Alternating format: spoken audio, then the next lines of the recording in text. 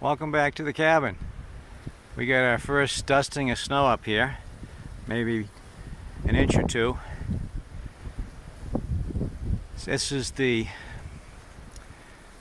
first week of December, so I figure I'd come up for a few days and work on some of that tongue and groove pine on the west wall on the inside. So first of all, let's get the car unloaded, get the water hooked up again, and get a fire going. I got my gear in with the wheelbarrow. Still goes through the snow fine with only an inch or two. Check the temperature in here. Don't know if you can read it. It's 30 degrees when I got here. It's the meter on the left there. So the first thing to do is get this wood stove fired up. Get some heat in here. This should be enough to get me started. Although, if I'm going to be here for a few days, I'm going to have to split some more wood. So we'll see how that goes. First off, get the fire going. So I put the thermometer down in the basement here about an hour ago. And I don't know if you can read this, but it's 34 degrees down here. So that's good. It means my water isn't frozen, but almost. So I definitely need to pump the water out of these tanks before I leave this trip. So I'm up in the east loft right now, and there's a few places here where I hadn't finished insulating. So considering it's going to be down in the 20s tonight, temperature-wise, the more of these cavities I can fill, the better will be. The warmer I'll be. Well, the wood stove ran till about 5 a.m. So when I got up this morning, it was about 42 degrees in here. I hooked up the Mr. Heater to get the temperature up to into the 50s.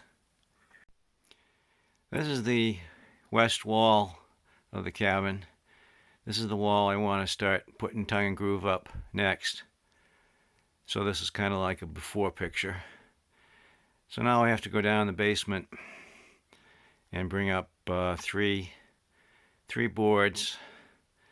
They're 14 footers, so they should cover the whole distance. And I know I'll get one board down, and the next two I'm going to have to cut notches for the electrical outlets. Well, I got some wood in, and I was about to cut it to length on that far end. Then I took a look at this close end, and the groove is messed up. It's cracked. So I have to cut it at my T-square instead, and then that course will be a two-parter, two boards. So the cabin is 14 feet wide. Walls are 6 inches. So that would come out to be 13 feet 1 inch.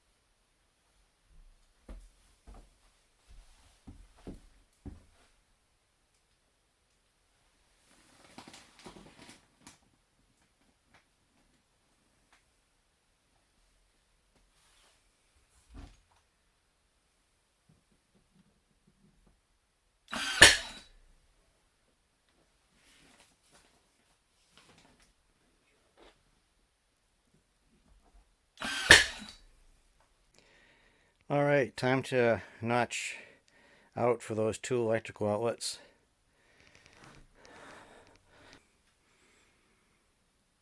I don't know if you can see it, but I made a rectangle here and over here. So I took this piece and I marked on the edges how far up the piece is going to be. I put that against the electrical box and measured up. That's the right side, and the left side came to here. So those are the measurements I transferred over to here on the wood. So I'll cut those out with my hand saw, and then I'll use a chisel to cut that piece across.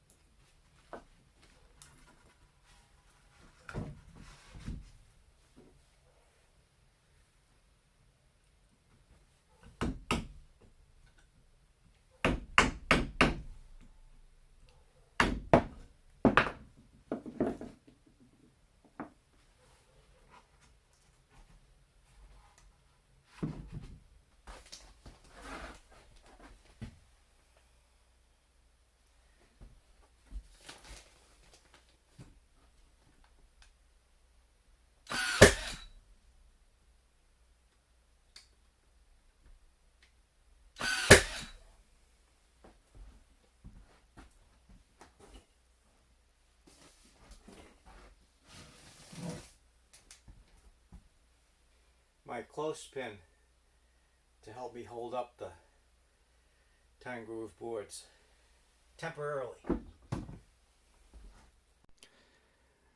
This is my tongue groove pine. On the left is the pine that was polyurethaned that I've been putting up, and these pieces on the right here, I never got around to polyurethaning them down cellar. It's too cold to do it down there now, so I'll be doing it up here. This polyurethane I'm using is water-based. It doesn't smell that bad. This is as far as I got on the west wall, nailing up the tongue and groove. Looks good. Next time I come up, I'll try and get the rest of it done. Gotta move those speakers. It brightens it up a lot in here with the light colored wood as opposed to the brown paper of the insulation. This is the bilge pump I use with the potable water hose to pump out the tanks. The problem is the hole in the top of the tanks is 6 inches in diameter, and trying to find any pump with a good capacity or good head, they're all either 6 inches in diameter or larger. So that's why I've had to resort to this. It takes a while, but it works. And I run the power out through the window there to a battery, and the hose circles around and goes out the bulkhead opening. This is the water hose I use to pump out the tanks, and it runs down into the basement there.